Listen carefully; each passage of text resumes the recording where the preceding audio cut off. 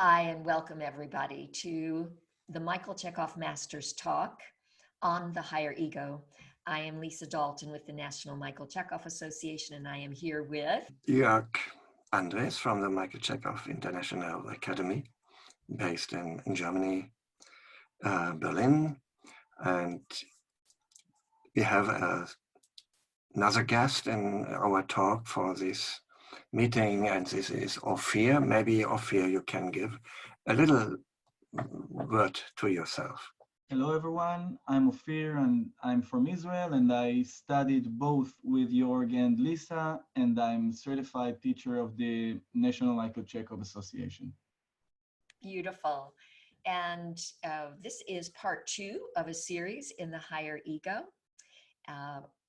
We believe that it's one of the most important aspects of Michael Chekhov's work that he has to offer. And today we are focusing on a specific aspect of the higher ego.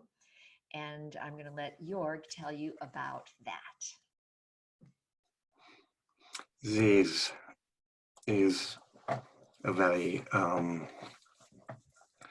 interesting relationship to the higher ego, creative individuality, to all that things what is connected with that, and the psychophysical training. And it is very, very much when we go to this one book, so we can also go to the others here on the technique of acting. It is a very important point. This psychophysical training is there, the actor's body. He brings that theme in. And for me, it's also a nice title of this book. It's a subtitle from to the actor also, on the technique of acting, on the technique of becoming active, doing something, moving, creating something, become an actor, somebody who is really bringing something into the world what was not there before. So that's an interesting part of it. How can we find the relationship to our psychophysical training, to the action, to the actor, and who is doing it? What do we develop with that? Great. We are really investigating how the higher ego leads us into wanting a specific kind of training that is in the psychophysical world, a training that is a training that the higher ego is able to unite all the elements of. Thinking in a little preparation for that meeting now, it came to me when I was watching or going to the Stanislavski Museum in Moscow, and then going to the house where Stanislavski was living the last years. And it was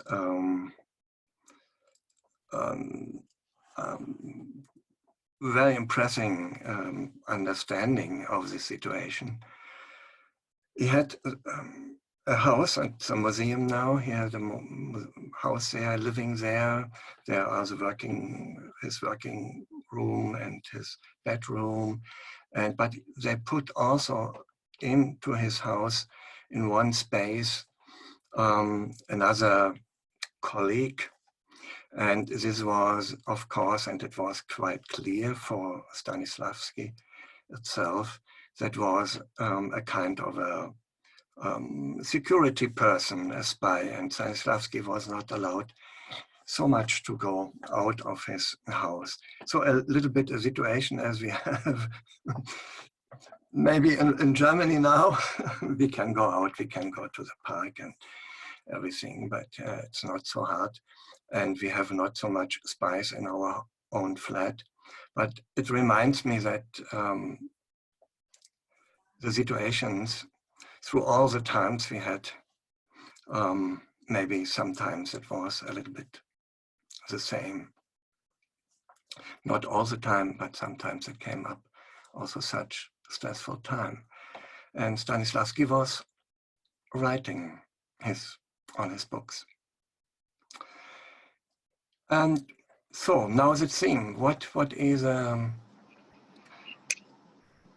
psychophysical training? What is a training about? What are we doing here? Before we go to that, please, I would invite you, feel free to cross the threshold for yourself and enter that space with your center in the chest and open up your space to connect to those you would like to connect. And when we be here, it's just a few seconds for everybody.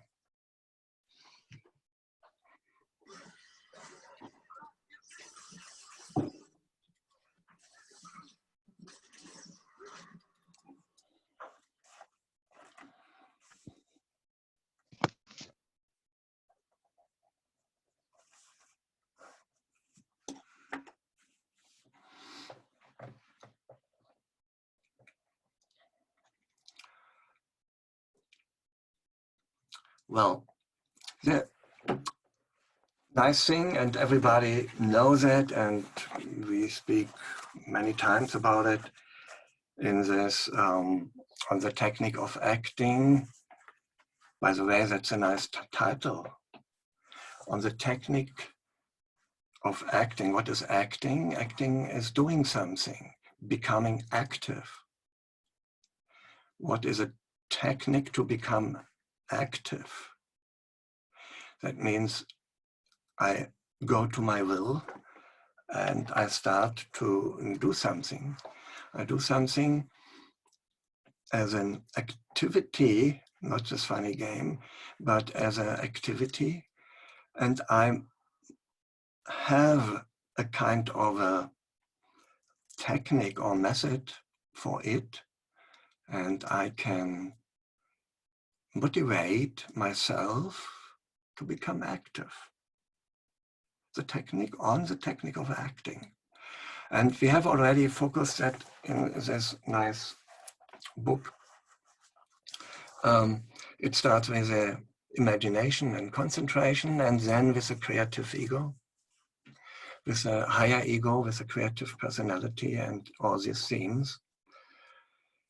Because who is it who becomes active? It's only me. And of course, you, everybody who would like to become active. And here he is writing. I have to change sometimes my glasses. That's a funny thing with that you can see everything. He says, there are no purely physical exercises in our method. That's the first sentence, the actor's body. There are no purely physical exercises in our method. These would be useless. Since our primary aim is to penetrate all of the parts of the body with fine psychological vibrations. What is a psychological vibration? What is a psychological? What do we want to penetrate into that body? And this is, and maybe we can understand from that point of view also the beginning of the book, this is from the impulses from our thinking, the impulses from our feelings, the impulses from our will to bring into the body and to make this body flexible that it can receive it. I mean, it's very simple. But on the other hand, we know we have an idea,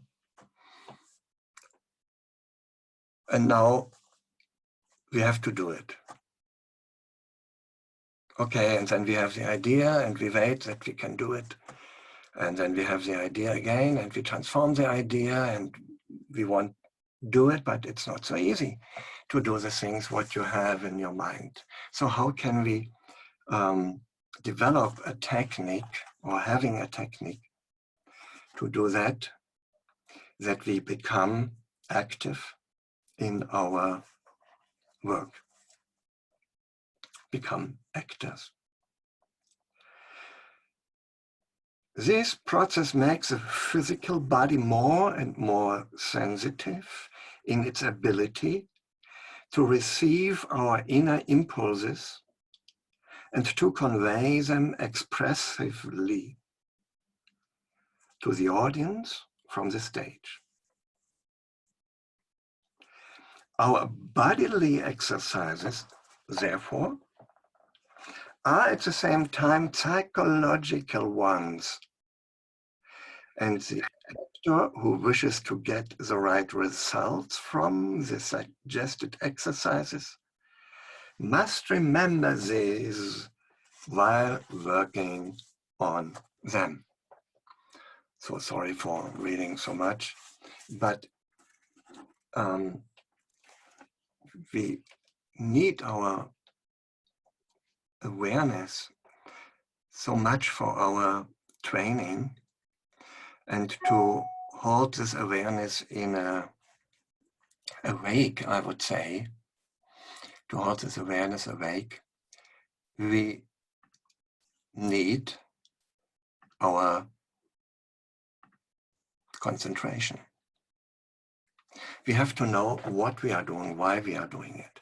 And you find very, very interesting, just especially in this actor's body, always said from him what the exercise, what is the aim of the exercises are. What are we working on? We are working in a field, and with our mind, we open this field to give to our body new possibilities. Possibilities, the body has potential, but these possibilities are not consciously developed and not consciously used normally in normal life. And all this, what we do in the training, has a connection to our thinking, feeling, and willing. It is not that we do it only out of a kind of a bodily willpower with our physical body. I try to describe that we are working on in this way on a second body. We develop with a psychophysical training what I call an artistic body. That means that I can switch in the end between my using, who is using my body, switching between the daily life work with the body to the artistic work with the body. And the very important point is then that the first exercise for that is in this book here, now in this chapter, the imaginary center in the chest. So it starts from that I create a relationship to myself as a daily life person, and I create this imaginary center in the chest. And from that, I start with the first exploring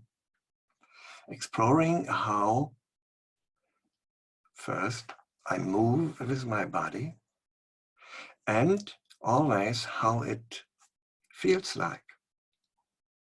It is not that I move my body, that's easily that I'm doing in daily life also, but I train from that moment on, when I enter the space of the psychophysical training, I train my full being to become aware of a training of all my actions, my doing, my movements, with a highly awareness that I sense what they are speaking to me.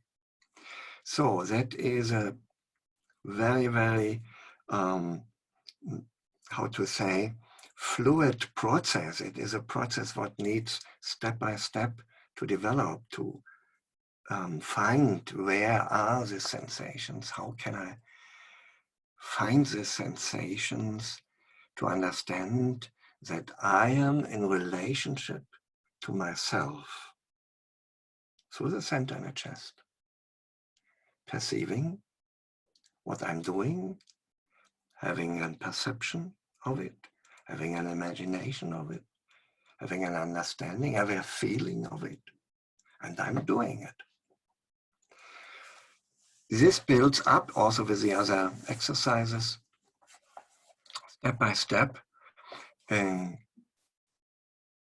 this field of our living forces.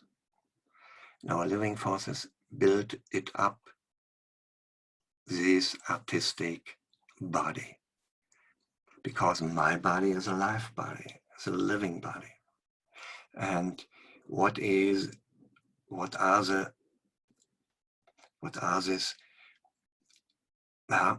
powers, or when you would like to say energies, or what is to make my body alive? And how does it work? How is it?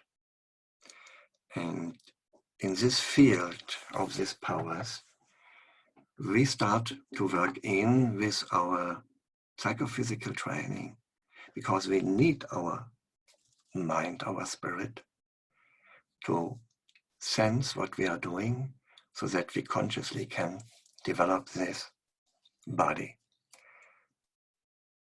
Okay. There's another point outgoing from that, but maybe I give it at this point to Lisa and to Ofir, and to hear what they can bring to that moment. There's another very important aspect, but I don't want to overfill it now.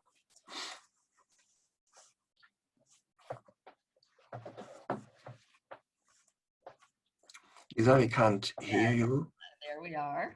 I will take this up, and hopefully you can hear me now, yes? Yeah. Okay, great.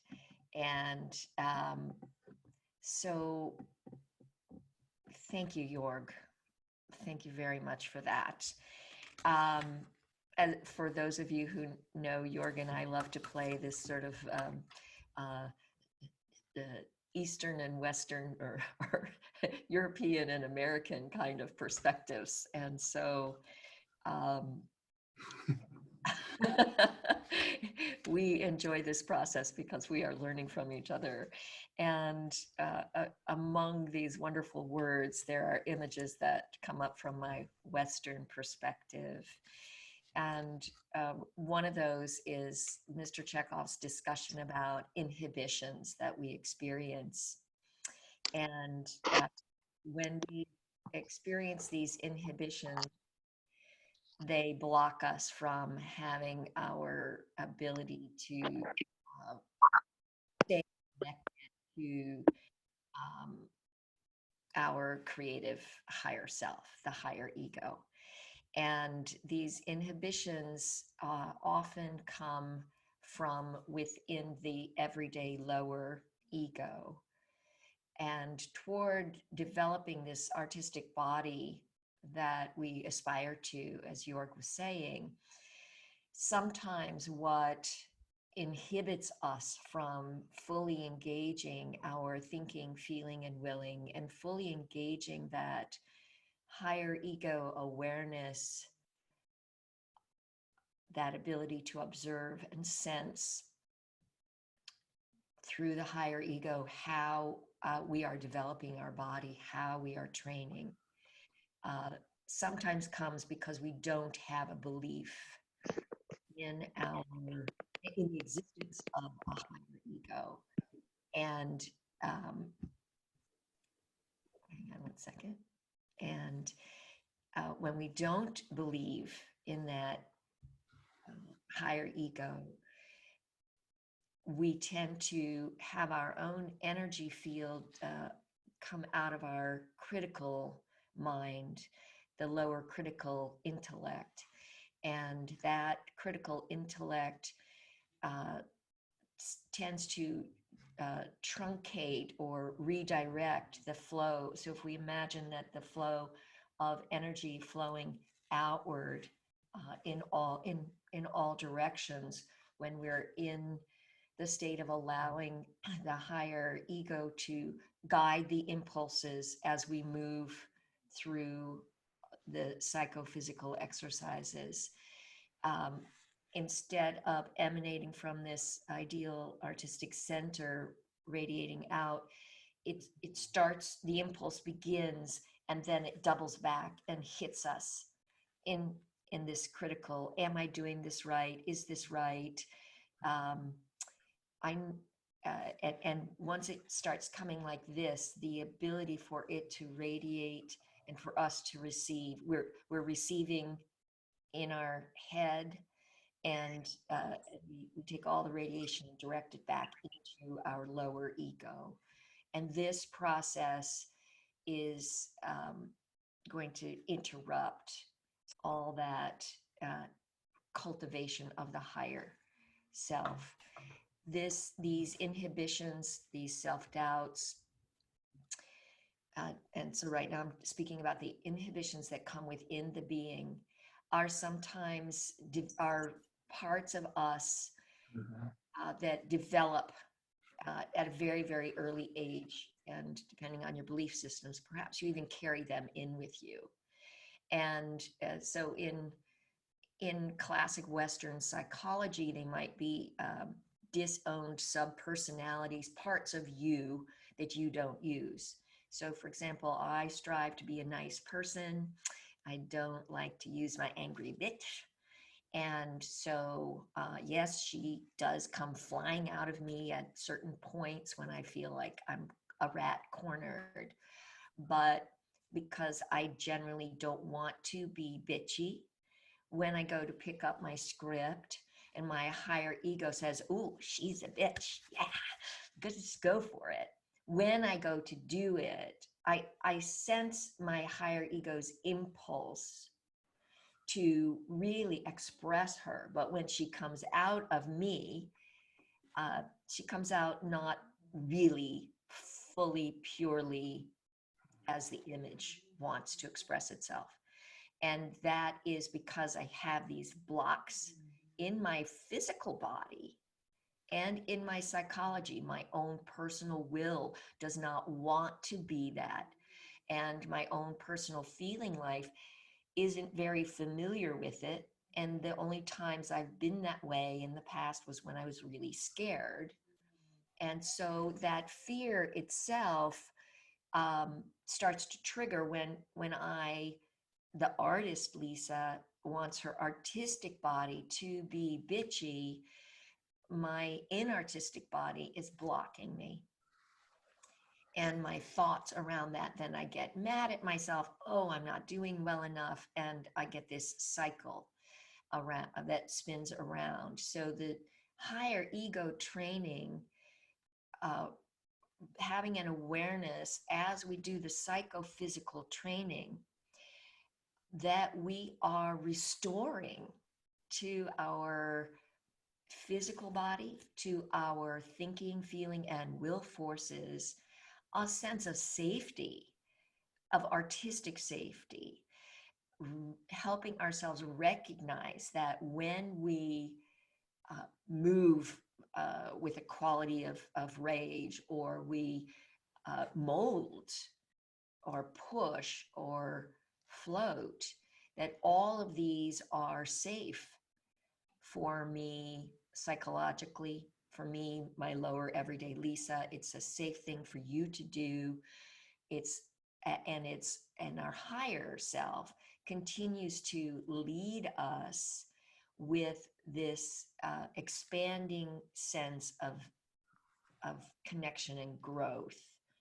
So the bottom line on what I'm looking to say is, through the higher ego, when we train, we will be restoring to us all the natural gifts, thoughts, feelings, desires, and the psychophysical ability to express them in full physical expression or smaller expression, allowing, when the image is received and begins to radiate through the ideal artistic center, it will be able to express itself in a full match. And with that, I'm going to turn it over to Ofir to see whether Ofir has a question to bring forward about any of this. Yeah, thank you. And I just, as you speak, I think I understand the part of the psychophysical exercise in the actor's life. Can you say a few words, knowing your mutual history? I know that you have something to say about the part of the higher ego and the psychophysical exercises in everyday life for the human being and not for the actor. If you can say a few words about that. Yes, Joerg, do you want to take that up?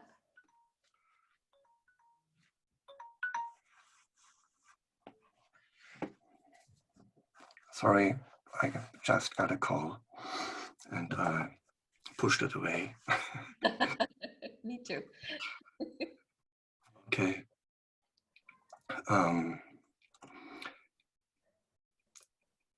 This is, of course, how to say, the connection, figure 8, movement from inside to outside, from outside to inside, and that these the psychophysical training, it's, thank you, Lisa, in this way, when you speak it from this point of view. On the other hand, the psychophysical training gives me just the possibility to develop, to explore my higher ego, my creative ego, because I go a step outside of my daily life being when I try to do consciously some specific trainings, and at the same time won't become aware of that, how I'm doing it, what is the echo to me, what does it do to me in my life.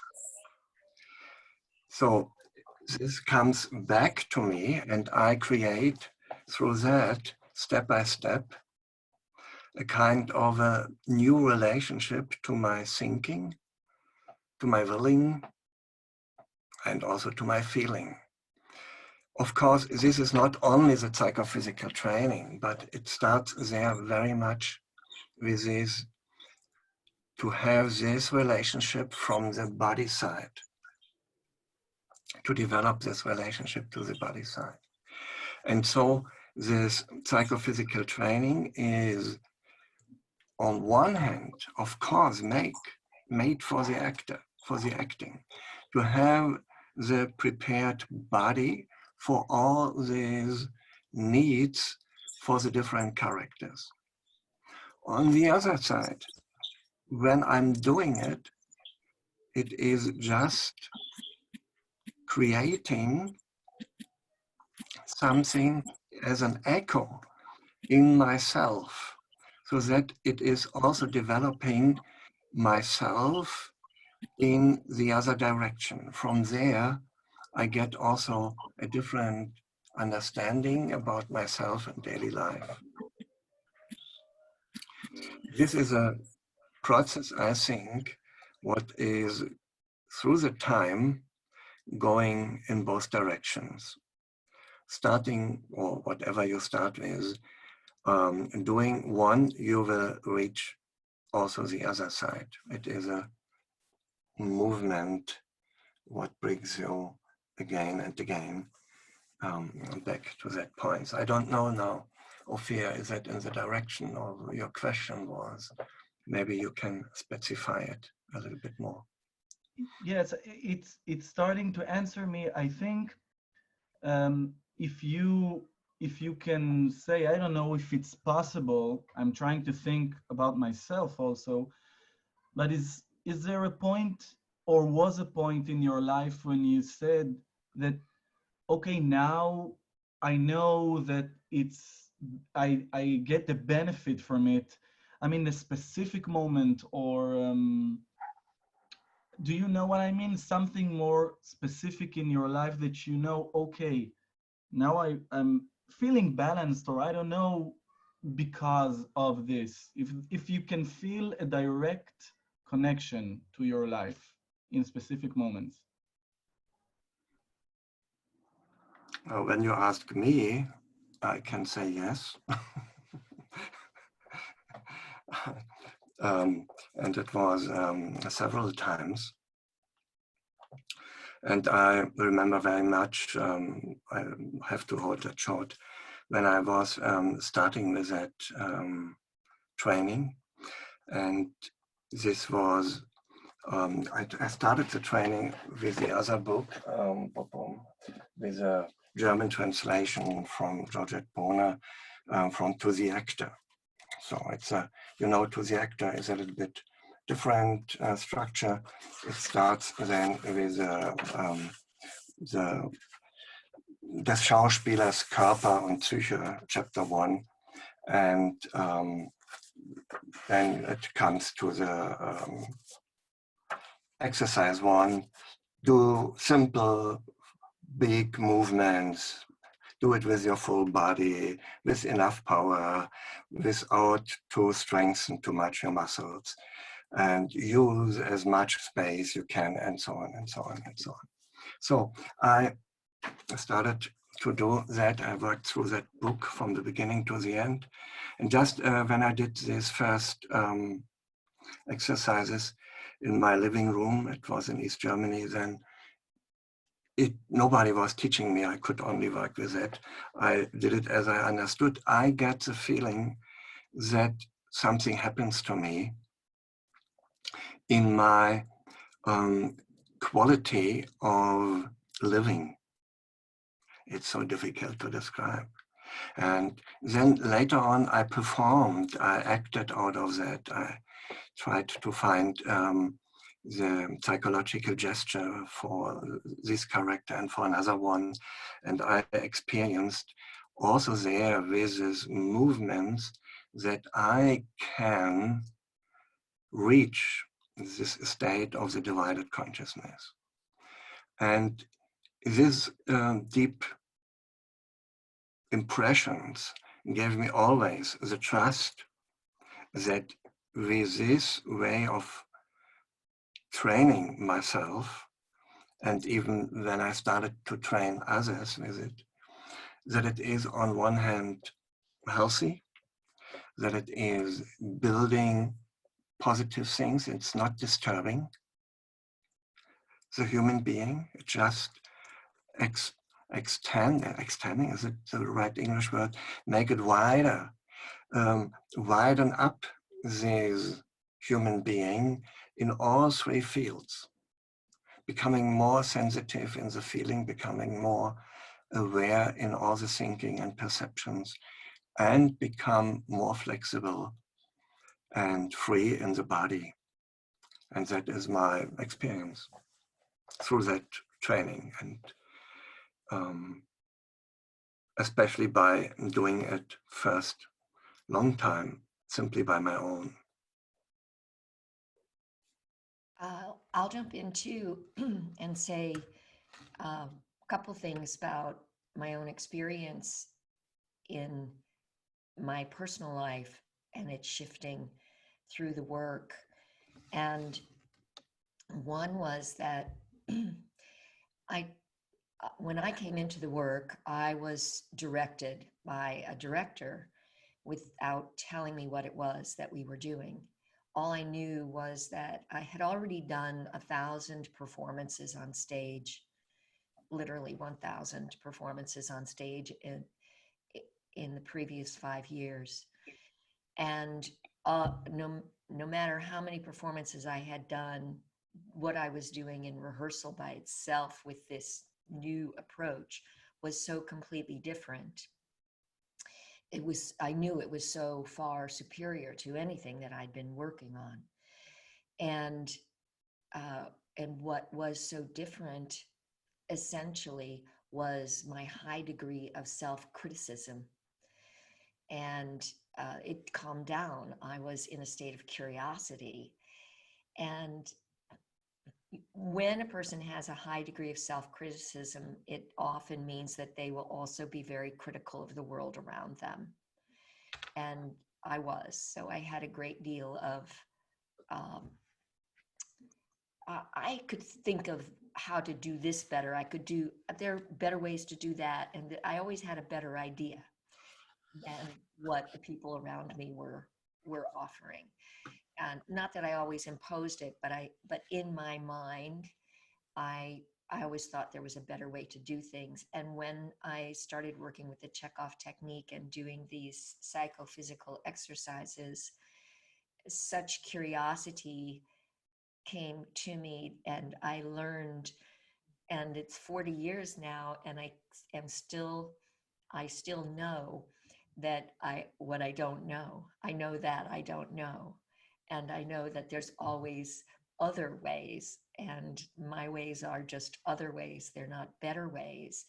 And that shift in inner self-criticism, calming to curiosity about who I am and why I'm doing this and what I'm doing and how I'm doing it, also then shifted to my perspective in the world. So you can imagine if my perspective in the world shifted to one of curiosity and rather than criticism, that a great deal of my life changed. In Michael Chekhov's terms, I saw much more beauty in the world. I traveled through the world with a much greater feeling of ease, and the form of my relationships, the form of my my body actually shifted. And but there's one particular thing that it was about the first 5 years of training with the technique. I was then training with Ted Pugh, and Ted Pugh always said, put your center in your chest. And so, and I was a trained mime, very physical theater artist, Grotowski and all that. So, dancer. So I could walk around looking like I had my ideal artistic center and was leading from the center of my chest. One day, Ted wasn't available, and Fern, I think it was one of her first classes that she taught, Fern Sloan, and she led the exercise, and she said allow instead of put. She changed one word from put to allow. And in that moment, everything shifted for me. I could say that the image, this critical self that had changed to curiosity, was still quite anchored up here. And every time Ted said, put your center in your chest, I invisibly, gesturally was going like that. And I would always get this headache when I was doing the exercise. Of course, I never told anyone that it gave me a headache. But this day, when Fern said allow, she gave me permission to acknowledge what is already present in all of us. And I hadn't understood that before.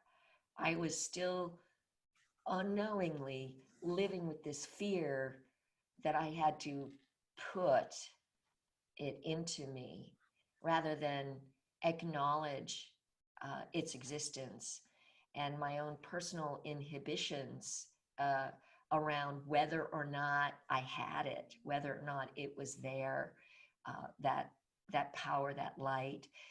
It suddenly was there. I no longer had to question. It was just an allowing process. And when I left the class, I used to ride my motorcycle to class in New York, and I had to sit on my motorcycle for 2 hours before I could feel safe driving it, because I was so expanded. I was so opened. And that really did shift my attitude toward myself as an artist. And I had known through Michael Chekhov's work, and really I had known deeply before I came to Michael Chekhov's work, that this work is an act of spiritual sacrifice, in effect, that we are here on this planet to do a spiritual deed, and that we came from Michael Chekhov speaks of how we came from the origins of spiritual activity in humanity, how the role of theater came through spiritual origins, and then sunk deeper into materialistic applications and uses. But it will return to that high spiritual function. And when we talk about why we're training, for me, part of this is I am training to help lead this theater back to the people, to give it the spiritual powers that it had. And that, of course, is leading to the theater of the future, which I believe will be our topic next week as part of where we're going. Am I right, Joerg, about that? Yes. Okay. Yeah, but we have to touch it also now. This point, what is it about? What is the training? I develop my artistic skills, and the specific thing with the theater or with the actor and for the theater is that we are working 100% in this way with our own body, with ourself, on ourself, for something, for someone else, the character. And this triple thing that I have to work with my daily life body on stage. I have to work with it, but I don't show my daily life body on stage. That's not the aim. The aim is to show the life in all three areas, the life, the psychology of the character. But this psychology of the character is not mine. So I have to work with my body, mind and soul. I have to work with me. I have to have a relationship to myself. And I have, out of this relationship, I have to create this, what is a character on stage. And this triple of personality is at the same time. To handle that, this is the interesting thing in this Chekhov technique, what he is teaching us.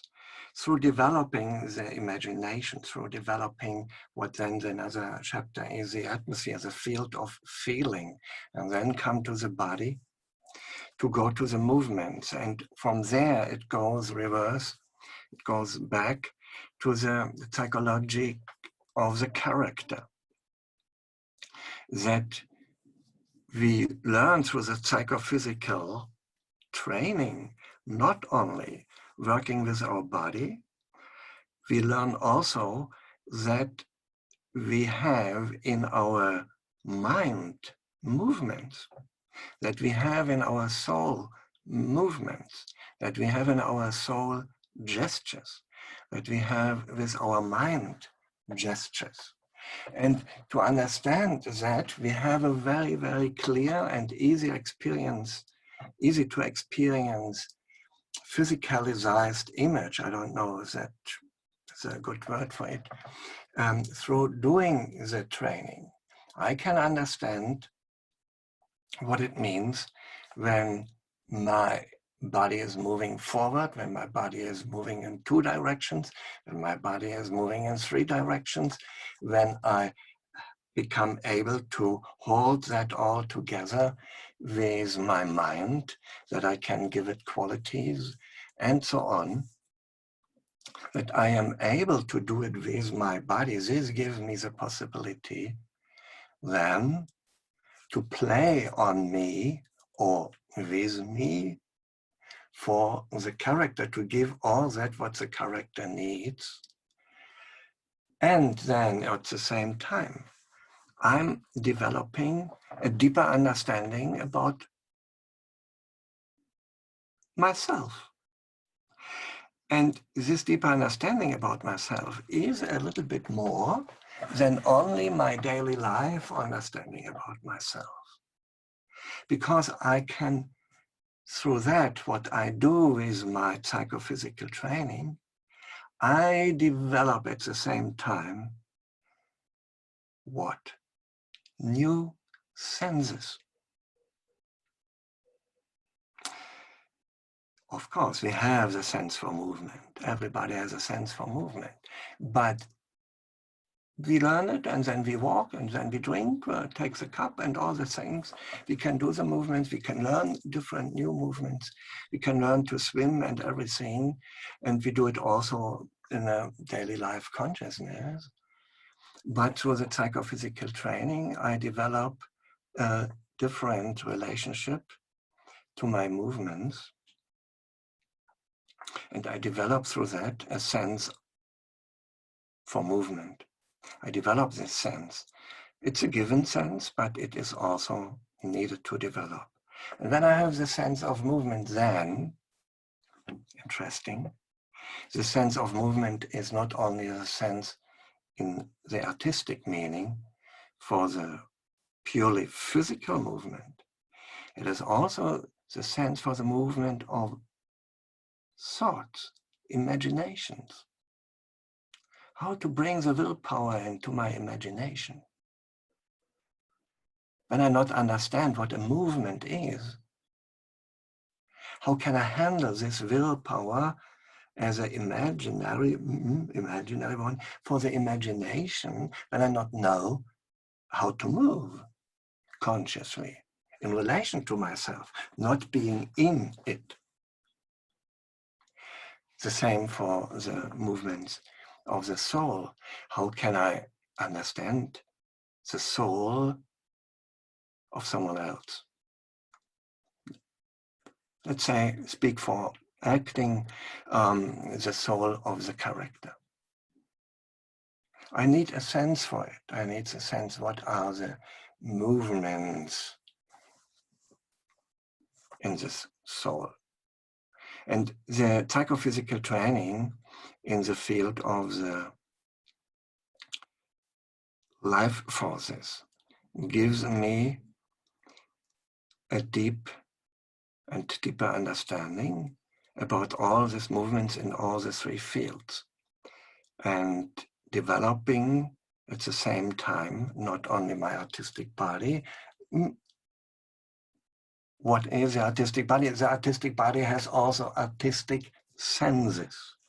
I develop also artistic senses. I develop new senses, and even this new senses, or the senses I develop, they are there. We have them already, but we are very often not conscious about that, developing on the senses, I can also understand life in a new way.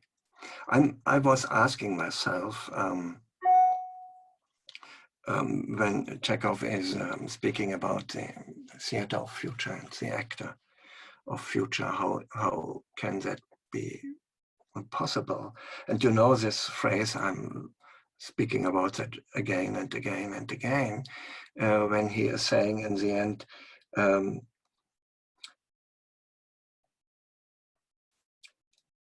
he speaks about himself, I believe in the spiritual theater, in the sense of concrete investigation of the spirit, of the human being. But the investigation must be done by artists and actors, but not by scientists. It's a just very, very, very actual question. He says that we artists and actors will write the psychology of the human being. How can we write that when we not have understood it? And we can understand it, and this is different from the simple psychological thing that because I have experienced something, then I believe you have experienced the same. Not this simple psychological things, what is in daily life, sometimes also good, okay?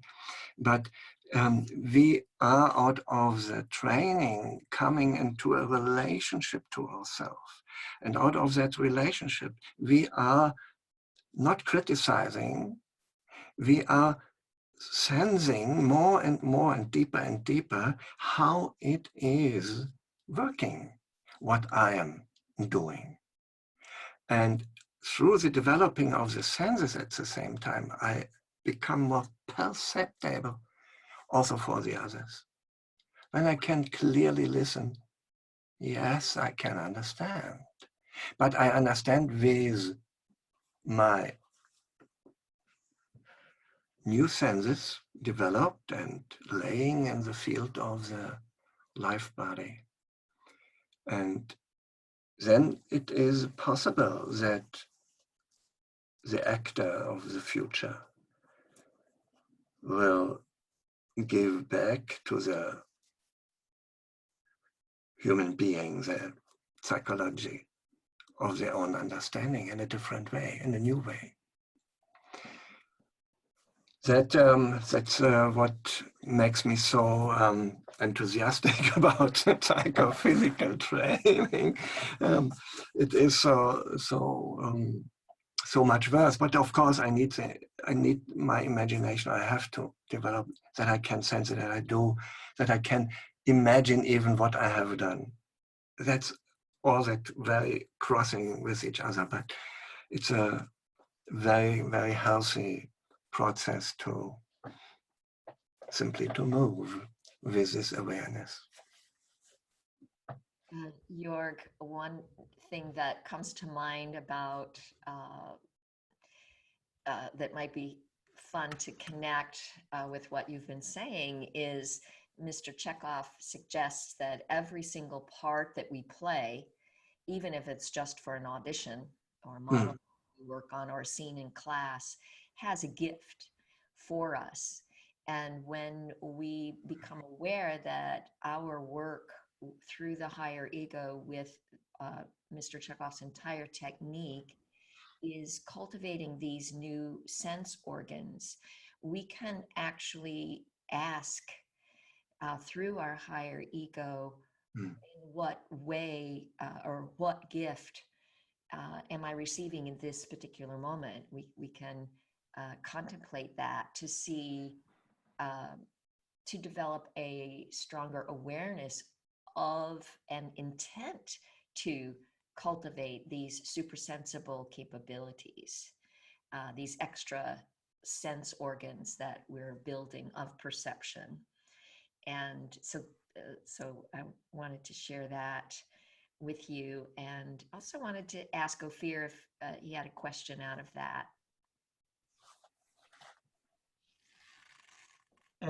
Just it's maybe a difficult question or maybe a stupid one, but I will go for it. Yay. I saw a discussion on YouTube from, I think it was in Oslo, acting festival or something. And there was someone from a different approach. And I think Leonard was speaking about energy and about the life body.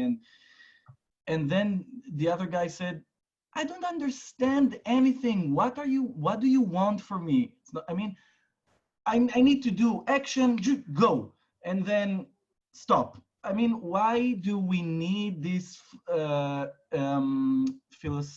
philosophical and digging and why? Why do you need it? Why do you need to be complex with it? Is it something that we can answer in 2 minutes? Or, I mean, we know the benefits of it from this talk, but from someone, another actor that don't learn Chekhov, he said, what is this? Why? I'll jump in first with that, if I may. That is quite simply what I hope this whole series is about for me, is helping us understand exactly why. And to me, it goes to, why Mr. Chekhov's work at all, as opposed to other techniques. And it is because, for me, in this day and age, and again, I believe next week we will talk even more about this, but in this day and age, the levels of imagination are flattening. The ability to concentrate is getting chopped, and the interpersonal exchange of human connection, radiating and receiving, we say in Michael Chekhov's technique, is falling short. And during this, we're recording this during the time of global quarantine from the coronavirus, COVID 2019, here in, on April 13th in 2020. And we are immersed in this field of communication that is anchored in isolation.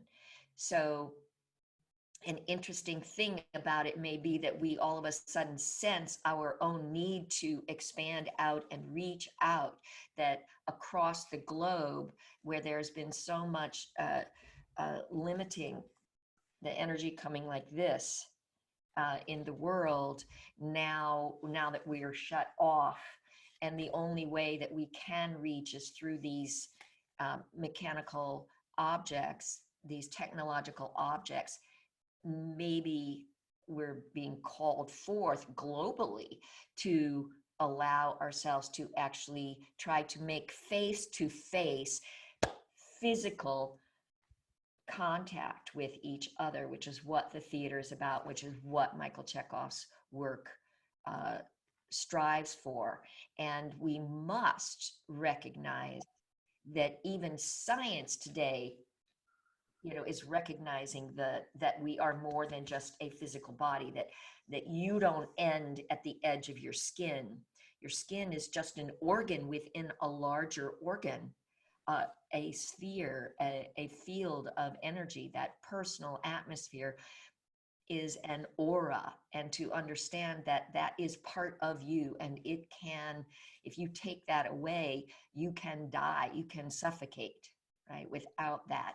So if we don't start training that consciously, that etheric force, that life force, and if we don't start training these intangible or invisible elements, then our ability to rise above and reach and permeate the people whose energy fields have contracted and condensed, we need to have our superpowers activated.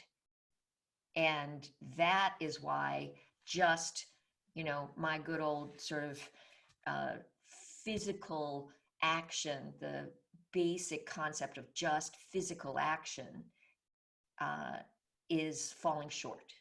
It fails to radiate, fails to build those sustained connections that are, and we need superpowers of radiation to be able to connect with our theater, with our audiences today. So that's my answer. Joerg? It's very complex, and you answered very complex in a way that's very good. And I think we can leave it for that and continue next week. Also, maybe a little bit with this, we can take this question with us and go also one more back to it. That is really a point. It depends, of course, in general. What are you, not you, Lisa, now, or you, Ofir, what is one thinking about art? And what is the mission of art, and what is an artist? And how do we see the relationship of art to the society and to the social life? And out of that, one can maybe easier, or can answer from another point of view also to that question, that it is simply not only, as David Mamet was suggesting, learn your text and do your business, then it's okay. Even when there is also something true in it, when you take it with a deep humor. So I think we could continue next Monday with that.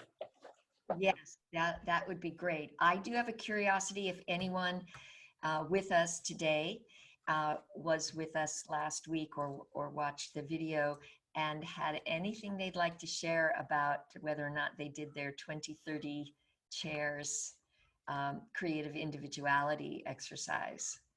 So is there anybody, you can either raise your hand or unmute yourself if you have anything to share. And you could also enter it into the chat if someone has something. So did anyone do the creative individuality exercise? You can also flash your hands, wave your hands, and I can unmute you. Anyone want to share anything? All righty. Well, don't bring unsureness to the people by asking such things. If anybody has done a training exercise, and so it's so funny with that chatting. I think. I have one thing that happened to me that connects to the psychophysical exercises.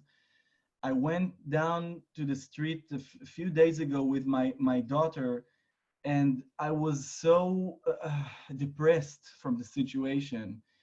And then I saw her, my daughter, just kicking stones, just don't watch anything. And then I looked at the trees in the street, and I said, look at this tree. He's doing this gesture, didn't say it gesture, but I said, I did something like this. And then she looked at it. She said, yeah, and this tree is doing this. And this, and somehow we got to this dialogue of just gestures. And I said to myself, this is something that if I didn't know Chekhov, it's small, but it was so important for me to get out of this situation just for a moment. So this is something that I wanted to share. Beautiful. And that is, in fact, your higher ego is the one that becomes aware of that beauty and is able to take all those individual pieces and bring them together. So, ladies and gentlemen, thank you so much for joining us. Joerg, thank you so much. Thank you. Thank you very much. Thank It's you. very interesting. Thank you. See you all next Thank week. you so much. Thank you. Unmute Thank you. you.